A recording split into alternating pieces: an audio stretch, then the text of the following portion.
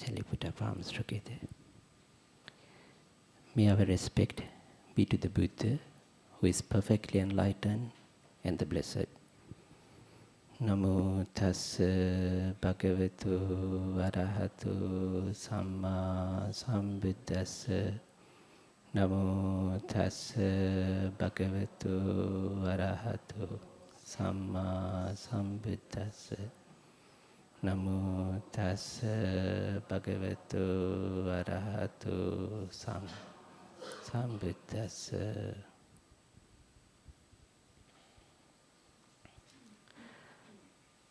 I have come across many young ladies who are distressed, confused mind, and very sad and trying to cope with after they did some abortion. They were looking for spiritual counseling. They were looking for consolation. In fact, it is not that what they want to do. No one is happy to do abortion. But it is such, there are occasions we are left without any other option. So we had to do that. I also have been invited to hospital visitings. Most of the time for chanting, for the patients who are sick, wishing them good health and recovery. But there are also occasions relatives invite us to go to hospitals and to do the last chanting before withdrawal of life support machines. In such occasions, I have seen a lot of pains in their faces. They are confused. They have sad feelings, but it is not what they wanted to do.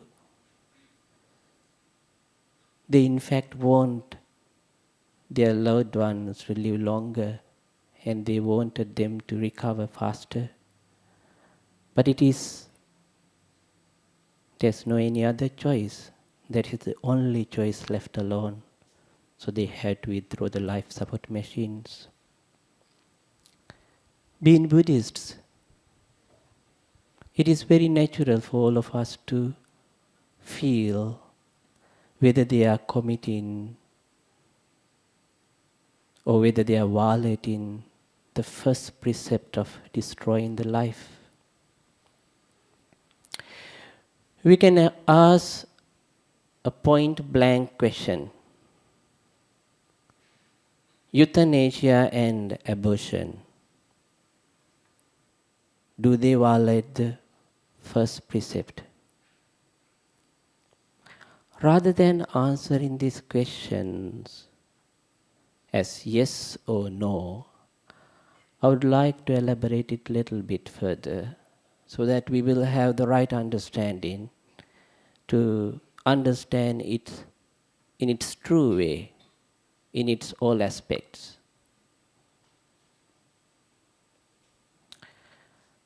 First of all, let's understand the necessary conditions for breaking of first precept, which is destroying the life. There are 5 necessary conditions. First one is a living being. Second one, that you are aware that it is living. Third one, your intention of killing. The fourth one, the appropriate action that you are going to take in order to kill. The fifth one, the actual death. When these 5 are completed, it is recognized as killing. So do we complete all these 5 factors whenever we do abortion? Do we complete these 5 factors whenever we practice euthanasia? Apparently, yes. But there are also gray areas. We can ask the question, at what stage we recognize the embryo or fetus as a living being? Or we can ask a simple question, when does life start in the womb? This is a simple question to ask, but it's a very difficult question to answer.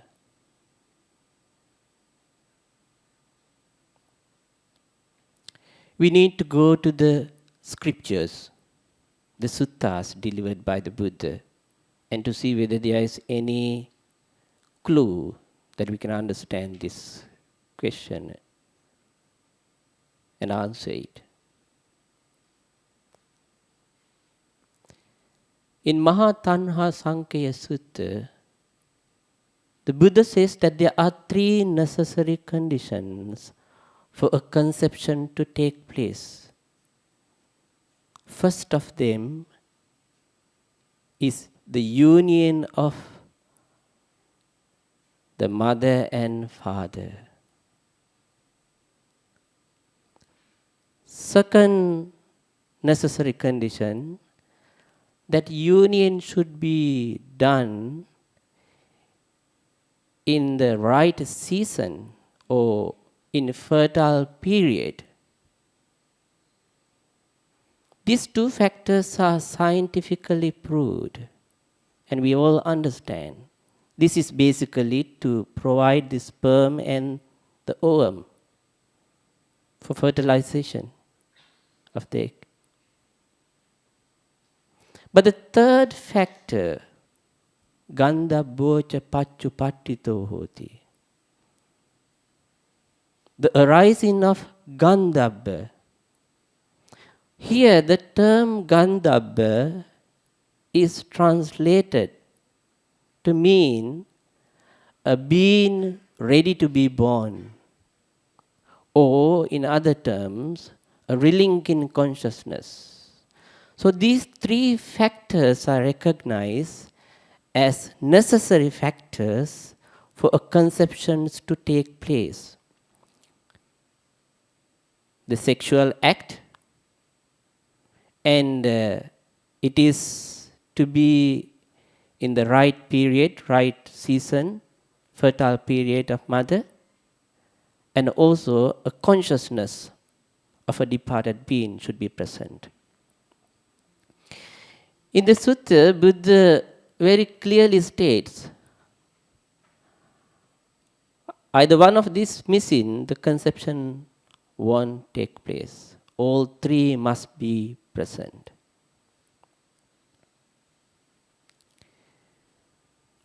When we analyze another sutta, this matter make it more clearer. This sutta is Mahanidana Sutta. Over there, the Buddha, in a very clear term, says,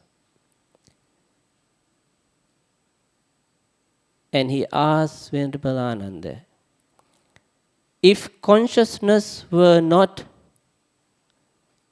designed to the womb of a mother, would body and mind develop? Venerable Ananda says, no, Lord. So here, consciousness is a must. It's most essential.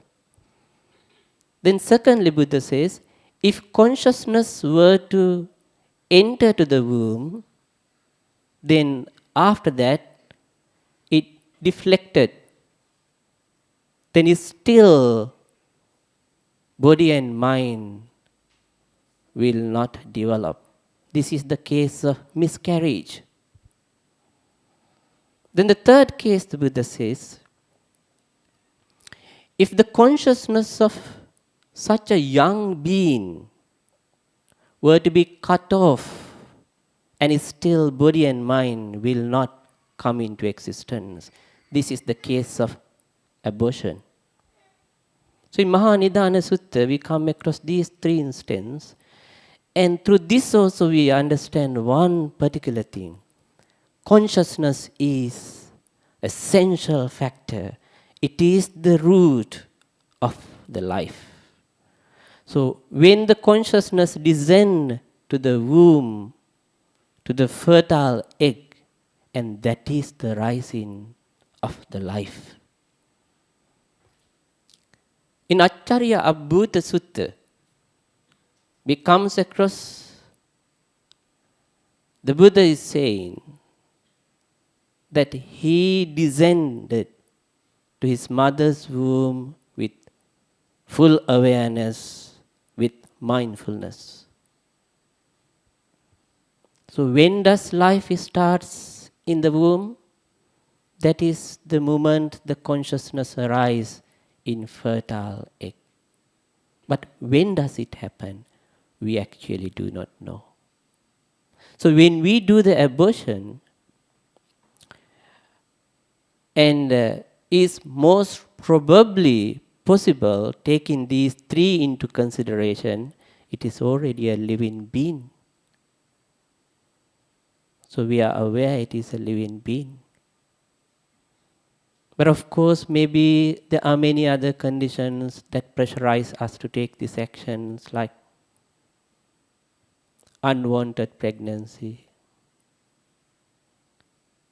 health reasons, unfavorable economic and social conditions, and many other factors may be forcing us to take this decision.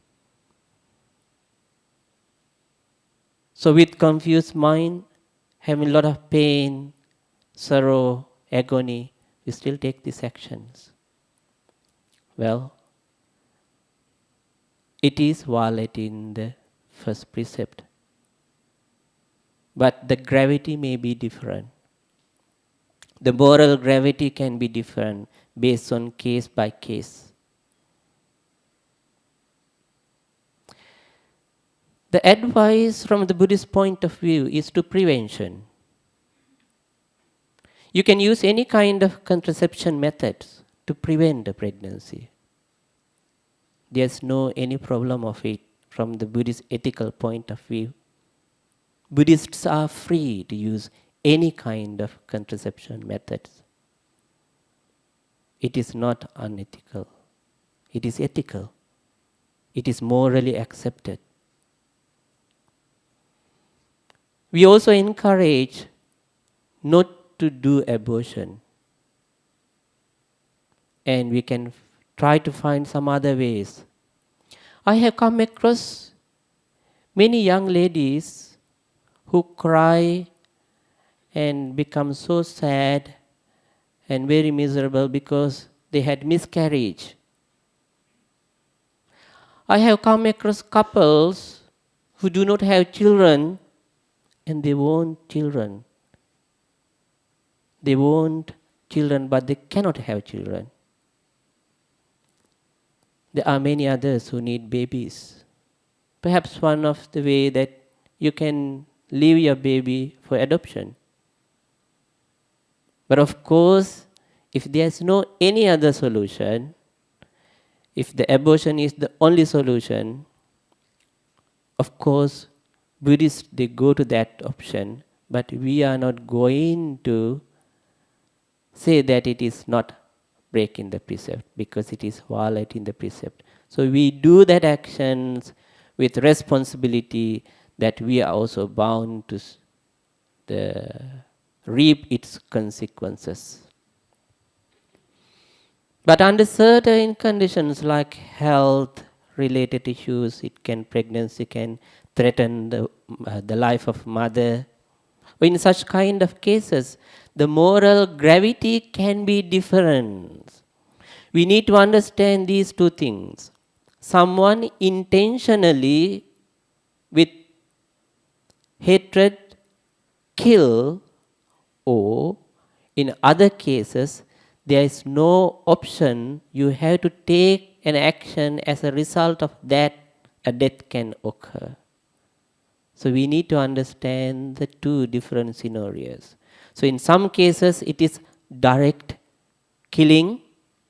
In other cases, since there is no any other option, since we have to rescue one life, we have to take an action. So another life will be gone, kind of case. So not all these actions are same. There are different moral gravity. There is no ready-made answer to this, and we need to analyze cases one by one, and we need to understand them. Intention make a clear difference here, because the Buddha in very clear terms says, Chetanaham bhikkhave kammang vadami. Chetitva kammang karoti kayena vacha manasa. Monks, I proclaim that it is the intention which is the karma. Having willed, one does actions through thoughts, words, and body. So here your intention is the most important in action. In fact, today this topic is too broad to speak, and it is also a very dry topic. When Eileen suggested this topic, I said it's a very dry topic. But still, this is what you all wanted to hear today. Well, we have one more aspect of it, which is euthanasia. Let us spend time to understand that as well. Then perhaps maybe we can have a Q&A session. That might be interesting. I think all of you understand what is euthanasia. It's the concept that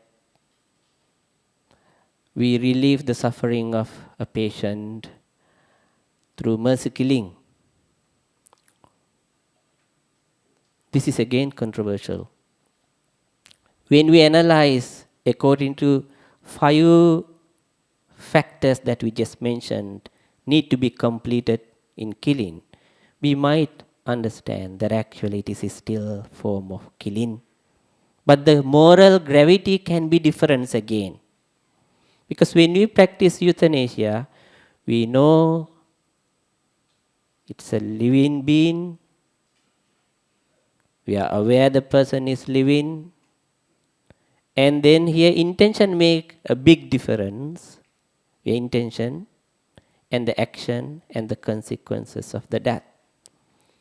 More or less all the 5 are completed. So we can technically call it and say it is a form of killing. But again, not all the killings are same. There are differences. Now to understand it, let's understand what is euthanasia. There are many forms of euthanasia. One form is known as aggressive euthanasia. This is where the lethal substance are used to kill a human being or an animal who is suffering from incurable diseases or very painful diseases. In this case, if we were to do aggressive euthanasia against the will and wish of the patient, which is the involuntary euthanasia, it is in fact killing. There's no any difference between this and the first precepts of killing, because we do it against the will of the patient. So it is killing. Aggressive euthanasia also can be practiced voluntarily. In this case, the patient requires the doctor or somebody else to exercise the process of inducing this lethal substance to his body, and as a result the person will die. In the second case, it is not recognized as killing, but we recognize it as suicide. It's a form of suicide because you request the doctor to inject this substance, whatever the way, and you want to kill yourself. So this is suicide. But in Buddhist teaching, killing and suicide are two different things. Please understand it as it is said. Not like in many other religions. In many religions, killing oneself is equal to killing another one. But there's a reason for them to say that. What is the reason? In theological religions, it is believed that the life is given by the God. So life is ultimately belong to the God. So whether you take your life or life of another, it is depriving the life. So it is recognized as suicide, killing oneself or killing another human being is equal. But in Buddhist teachings, we do not recognize it. We recognize that we have right to our life. So killing a human being and killing oneself, two different things. But it's still in Buddhist teaching, killing oneself, which is suicide, is recognized very unwholesome and a negative type of karma which brings suffering in many lives to come. So it should not be done. But we recognize the difference. Now there is passive euthanasia. Passive euthanasia is the practice like withholding the medicines like common treatments because knowing the patient will not survive or prolong suffering, so they do not want to give the treatment, let the life go its own way naturally. Like they might not give antibiotic or any other medicine, or they might not do the surgery on this patient because patient is too old and may not recover. But if they do not do the surgery, also the patient will die. Or it is possible doctors might give the medicines, drugs like morphine to a patient to relieve the pain, but at the same time knowing that same types of medicines can cause the death.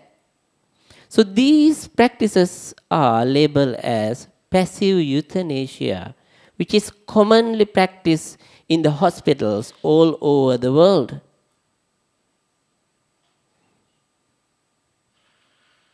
Well, non-aggressive euthanasia is the practice which is more like withdrawing of life support machines. This can be also controversial. But it is not that we do not want our loved ones to live. But we come to a point that doctors have tried their best and there is no way that the doctors can prolong anymore. We have economic conditions. Keeping the patient supported by machines in a prolonged period of time will cost a lot. We also do not know after recovery the quality of the life of the patient that we saved. Can we remain as vegetative state? What's the point of keeping a brain dead person in the machines? So these are the questions people ponder.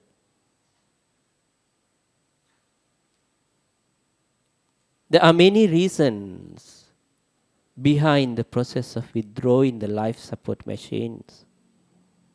Now, is life support machines again violate the 5 conditions? If you literally go one by one, and you might see yes. But the intention make a difference here. Let's go through again and again. Suppose there is a patient supported by life support machines. Doctors have come to a conclusion that there's no way that they can proceed further, and there's no hope of recovery of these patients. And there are a lot of other complicated issues, economic, social, emotional, and many religious and many other issues. So now we have to come to a decision. First condition to violate the first precept is a living being. So we know that this patient in the supported by machine is still living. Second condition, awareness that it is still living. Third condition, the intention of killing. Here this is making a big difference. When you withdraw the life support machines, you are doing it because you want to intentionally kill your loved one, or you are doing it because there is no any other options. But you are at the same time aware that withdrawing life support machine eventually cause the death. So the intention here make a big difference. At the moment of making the decisions of withdrawing life support machines, as a relative, if you are motivated by unwholesome thoughts, it can be violating of the first precept in 100%. For example, you might think that if this person is dead and gone, the property will belong to me.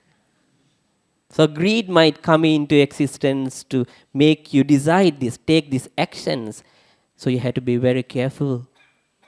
Or there might be any other unwholesome thoughts arise in your mind to make you take this decision. Or even a doctor. If a doctor were to think, well, the organs of this patient can be transplanted to another patient, and I can succeed in another surgery, even in such kind of thought of a doctor can make it different. So your intention here is very different. Let us take the another view of this. Suppose we don't have life support machines. And what would naturally happen then? Natural death. So now, if there are no life support machines, then the same patient will naturally die, but now we hook him to the life support machine and prolong his life, and doctors tried his best to rescue, and the relatives and friends all supported, and come to a point that we cannot prolong anymore, there is no point. Now when you withdraw the life support machines, and it is to be seen not as a form of killing, but rather letting go of the life in a natural way. But it is still controversial. So your intention here is to be very clear. So if you take these actions because there is no any other choice left alone, then you take these actions as a way of letting go of the life, and we cannot consider it 100% killing, but still there is some elements related to first precept. That is why I said at very beginning, rather than giving you yes and no answer, I would like to elaborate it. Now, human actions cannot be put into watertight compartments, because we are living beings with feelings, perceptions, mental formations, consciousness. We are not machines. We are human beings. Because of that reason, of course, our actions, they are colored with our feelings, perceptions, mental formation, and consciousness. So it may not be possible for us to categorize every human actions to put into a watertight compartments, and there are gray areas. Now, before I open this session for a Q&A, I would like to end up this talk with a concept of karma, a four type of karma that Buddha talks about related to human action. Simply, karma means action. So Buddha recognized in one of the sutta there are four types of actions. And understand these four types of actions, and you might see in euthanasia and abortion and such kind of very complicated issues, we cannot put into one container which is very watertight type of actions, but rather they have a lot of gray areas. One type of actions, the Buddha says, these are the bright actions with bright results. These are the wholesome actions. They are ethically praiseworthy, spiritually beneficial, socially constructive, and karmically productive in happiness, bliss, and joy. They are the good actions. Then there is a second type of actions, which are dark actions with dark results. These are the unwholesome actions. They are ethically blameworthy, spiritually harmful, socially destructive, and karmically productive in suffering. These are the negative actions. Thirdly, the Buddha says, dark and bright actions with dark and bright results. These are the human actions which have got mixture of positive and negative thoughts. And these are the actions whenever we have the mental conditions filled with both positively constructed and negatively constructed, intended in wholesome way as well as some degree of unwholesomeness. In a mercy killing, you have the compassion that you want to relieve the suffering of this being who is undergoing tremendous pain. But at the same time, the action that you are taking to relieve the suffering cannot be classified as wholesome. Even though you are motivated by compassion, the action itself is unwholesome. And at the moment of execution, it is possible that negative, destructive forces come into existence. Because from the Buddhist psychological point of view, it is impossible to kill with compassion. You may be motivated by compassion, but at the moment of the killing, at that fraction of the second, you produce hatred, either towards yourself, either towards the disease, either towards the person. So that is how it works. So, but these are the actions sometimes then motivated by compassion, but again, it is unwholesome. So mixed actions.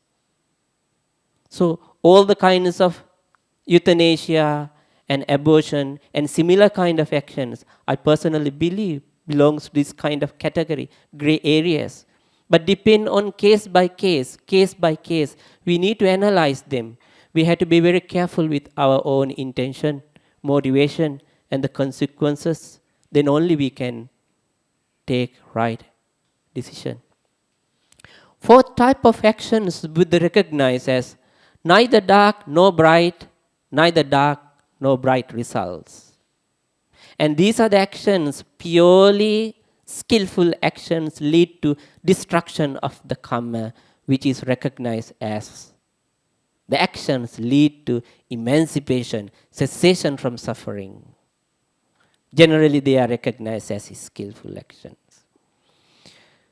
So, again to say that euthanasia and abortion, literally speaking, they are breaking the first precept. But again, there are gray areas. Moral gravity of these actions can be different from one action to another action. So this much is enough as a talk. You might have some questions to ask. Are there any questions? Yes. Okay, very fast. All right.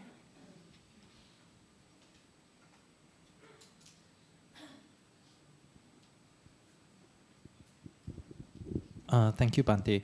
My question is, we often hear of the term peaceful death. Some people who die in their sleep, or somebody who does euthanasia. Maybe they may go to places like, say, maybe Switzerland for assisted suicide and things like that.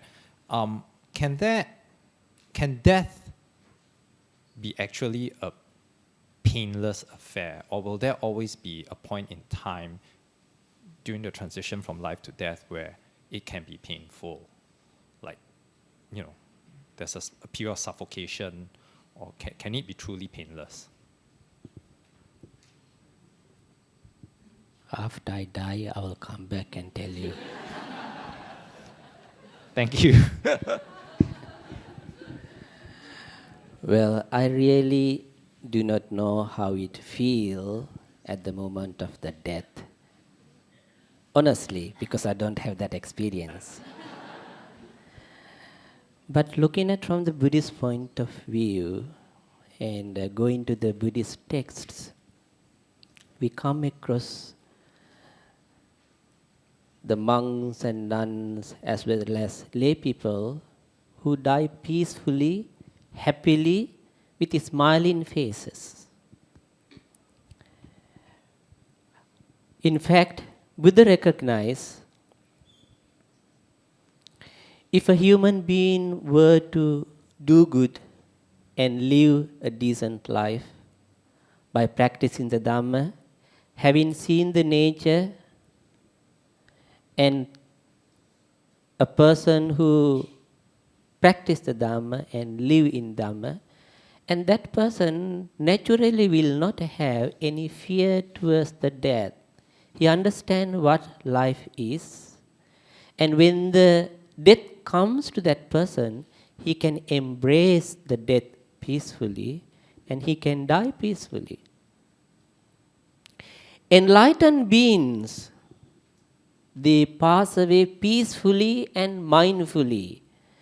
And we do not recognize any kind of sorrow, painful experience in the case of enlightened beings. For example, in the case of the Buddha himself. Buddha, before he attained Mahaparinibbana, or simply before Buddha attained the death, in a very ordinary sense of the words,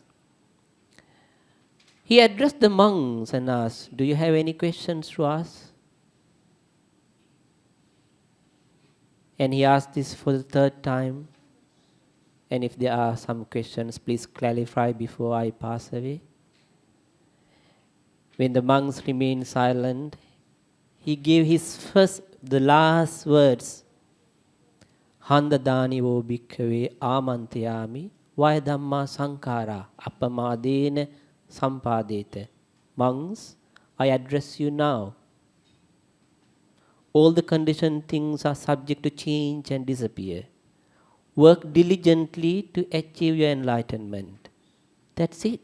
Then afterwards, Buddha attained to different stages of jhanas and eventually peacefully pass away. We do not come across any kind of fear, agony, pain. There are many other enlightened monks and nuns who pass away peacefully. They also do not express any kind of pain, agony. There were many Buddhists who pass away and lay people as well as they are not enlightened but Dhamma practitioners. They also do not show any kind of signs. So I strongly believe through the texts as well as through the experiences of the other human beings, there are human beings who face the death peacefully and with fully awareness without undergoing any kind of pain and suffering. Well, I do not say that everyone will face the death in the same way. Thank you, Bhante. Are there any other questions? Oh. Thank you, brother. It's not only a moral thing about euthanasia and abortion, it's also, in most countries, it's also the legality. Is it allowed to help to do euthanasia? And I've come across recently a situation in Norway where someone with a terrible cancer wanted to die. She was in such pain, and in the end, she had to go to a hotel room to commit suicide to end her life. And I find that quite extreme. But then my question to you is, does pain towards the end of life, lots of people do have extreme pain, they can't decide anything about the body, is it a Dhamma teaching in there, in this extreme pain? Is it a teaching, is it a Dhamma teaching to live through your life to the end with extreme pain, like so many people are doing? Well, Buddhism recognizes suffering cannot be ended by killing oneself. Suffering has to be ended by uprooting the defilements. So if someone kills himself or herself as a way of relieving physical or mental suffering, Buddhism does not recognize it as ultimate solution to the problems. People who commit suicide as a way of finding solution to their physical and mental problems, from the Buddhist point of view, they will end up in another painful cycle of existence, because Buddhism recognizes the last thought of this life will be the beginning of next life. So at the moment of the death, what kind of thoughts that you have, those thoughts will be the beginning of your next life. We cannot assume, we cannot imagine a person who commits suicide were to have blissful, pleasant, wholesome thoughts. Most of the time, a person who commits suicide are depressed and having stress, tension, agony, miserable feeling, gloomy, moody feeling. He or she has lost hope, and with such a mental condition, the person commits suicide. So we do not recognize it as a solution to the problem. But to the direct answer to your question, Buddhism never says that you must undergo your pain and suffering and you must endure those things passively. Buddhism, in fact, teaches you how to overcome pain and suffering in ultimate sense, not in ordinary sense, but ultimately by uprooting the defilements perfectly, permanently, and irreversibly, and that is the end of all the kinds of pain and suffering. So we offer ultimate solution. But on the other hand, if a human being were to decide to end the life as a way of ending temporary suffering, even though we do not recognize that is the solution, and we also recognize the right of the person to decide such actions. On the other hand, you have right to decide with what you want to do with your life. We only offer guidance. We do not pass the law to say that you must endure it and live to the end of your life. But we simply explain this is how it happened. If you were to this action, this is how it happened. If you were to take that action, that's all. So we do not recognize suicide is the solution to any kind of problems, whether health, mental, or any mental suffering. Because we also recognize certain diseases are karmically genetic. So suppose if the so-called disease that you are undergoing is karmically produced, by killing yourself, you may not be able to end your suffering. Yes, you may end it in this life, but it might come again in your next life. Yeah. Thank you, Bante. We have one more question here. Morning, Bante. Thank you for your sharing. I have two parts to my question. The first part is a bit more personal. I want to share my personal experience. I actually had an accident last year. I had a traumatic brain injury, and the doctor actually classified it as a moderate to severe traumatic brain injury, depending on the medical terms. So I actually felt suicidal because I was thinking this could be the rest of my life like this, traumatically brain injured, and I couldn't even talk properly. But then I remembered Buddha's teaching, suicide is wrong, so I did not commit suicide. And I also had the thinking that I should pull myself out of this. I should not be dependent on medication to pull myself out of this. And eventually I did pull through. But of course I took the medication that the doctors gave, because that is the norm in Singapore. We take the medication the doctors prescribe. So the second part to my question is somewhat related. It's this Apple former CEO, Steve Jobs. He was diagnosed with very serious cancer. I think it's a form of cancer that actually kills people, like 90%, those kind of percentage. But he was actually found to have a milder, less aggressive form of that cancer. Through Western medicine, through surgery, he actually has a very high chance of recovery, full recovery. But he opted for alternative medication. He did not want to go through the surgery. And actually, it made his recovery good for a few months, I think. But then it digressed. And then he finally gave in and said, okay, I will go for the Western medication, go for surgery. But in the end, he still passed on.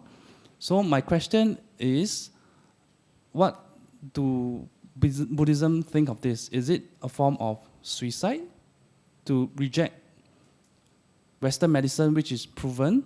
Because scientifically, they have proven that this form of treatment is very worthwhile taking, but he opted not to. He wanted to try alternative medication, which is like, I'm not very sure what that form of medication is. Maybe it's like yoga and natural medication.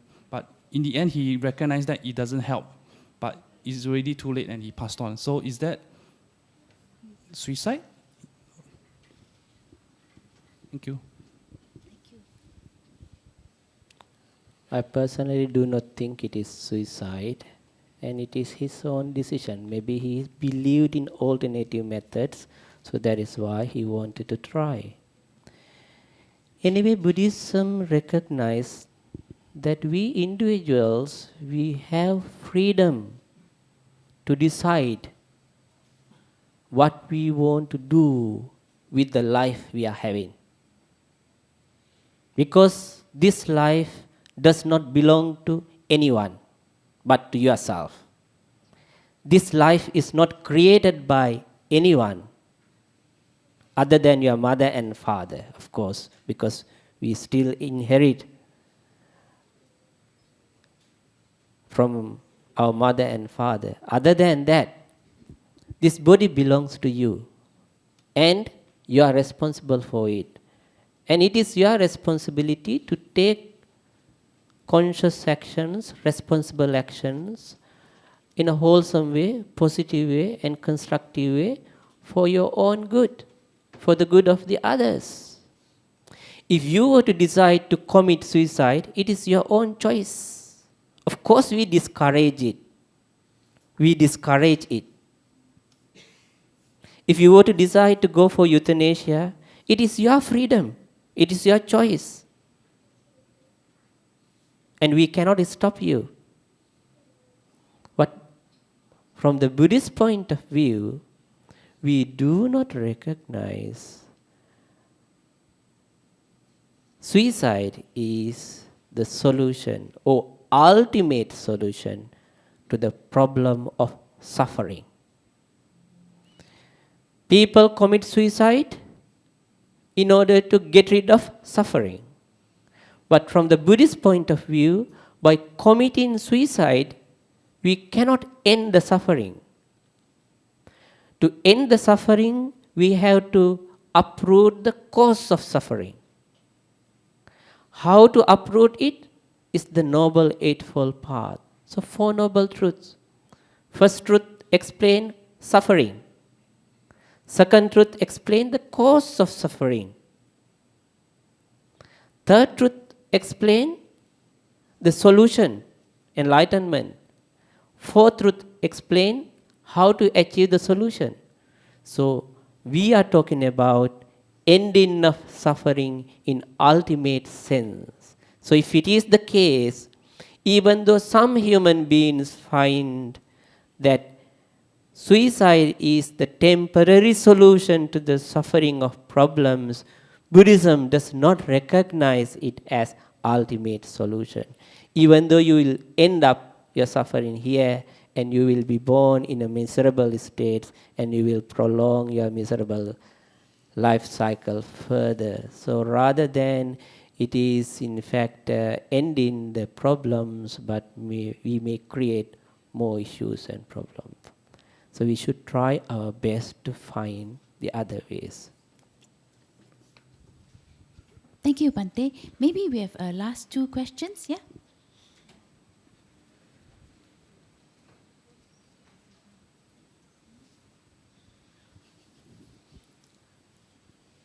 You try this one? Hello, Bante. Thank you for the talk. Very interesting talk. Kind of have two questions here. The first one is about, you mentioned a little bit more on miscarriage earlier on, that the actual being has already formed even before we know about the miscarriage. My question is, do we see this since it's already a human being, when it passed on, do we still kind of still remember this being that has been passed on, just like how we remember the decease of our parents and sorts.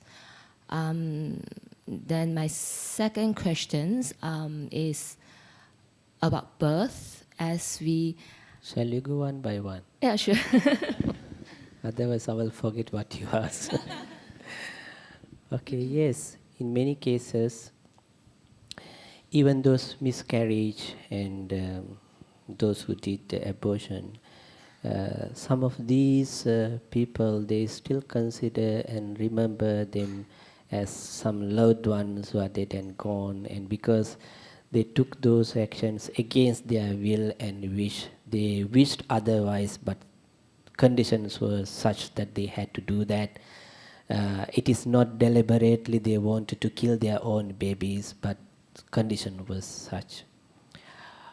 Because of that reasons, I have come across many such families. They still come to the temples, and they have requested us to perform certain Buddhist rites and rituals and devotional practices related to these kind of cases.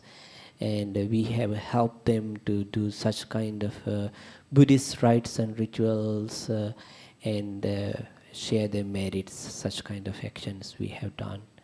And it is true that some families, they still consider those unfortunate incidents and actions they did are still somewhat like related to the departed ones. Thank you, Bante. So my next question is about birth. As you mentioned about the natural ways of conceptions, the four natural ways, will the unnatural ways of creating birth as like, for example, IVF, is that recognized in the law of Dhamma? There's no issue. You can go for IVF. Yeah. There's no any ethical implication on it. Buddhists are very scientific. Buddhism is scientific. We are rational and logical. There's no any kind of superstitious belief behind this. And what we are providing here, what we cannot, in the three main conditions, union of mother and father in the right season is to provide the sperm and the ovum to be fertilized. And if it cannot be done in a natural way due to physical conditions or health condition or due to some other conditions, then we use the modern technology to do that. There's nothing wrong of it. It is perfectly ethical. Thank you, Bante. Do we have time for one more question? Okay, one last. Oh, okay.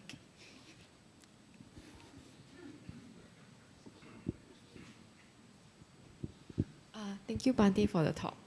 I was also, because I work in the healthcare sector, and I'm just wondering, cancer drugs have so many new kinds of cancer drugs, and Singapore being a first world country, you have access to very, very expensive medication. So when it's more like an ethical issue, if a patient is about to die, but and doctors naturally want to save the patient, they keep offering something that, oh, I can bring in this new drug from US and it costs a lot of money. What's your Buddhist opinion on how much we should try to prolong somebody's life? Because bringing a new cancer drug involves high costs and also depriving other people the same amount of money that the government pays to save other people. Maybe saving this patient is 100,000. It will mean that we deprive maybe 20 people with the $100,000. And maybe giving the 100,000 can only extend the life for about 3 months or 6 months. So it's a kind of an ethical issue as to like distribution of resources, like how much should we try to prolong life? You ask me, I ask who?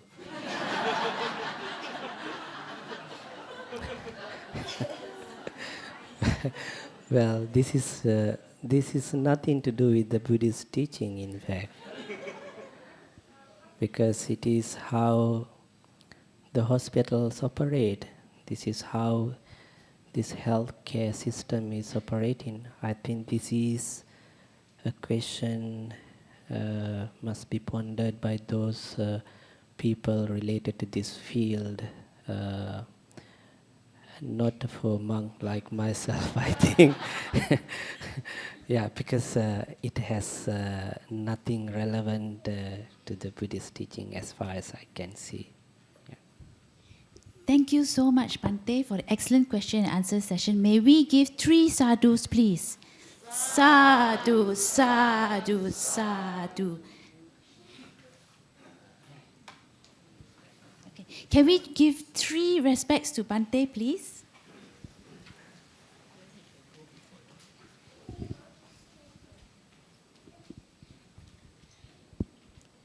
Sabbhitiyo vivaccantu sabbarogo vinassatu mati bhavatvantarayo sukhi dika yuko bhava. May all be well and happy. Sadhu, sadhu, sadhu. Okay, we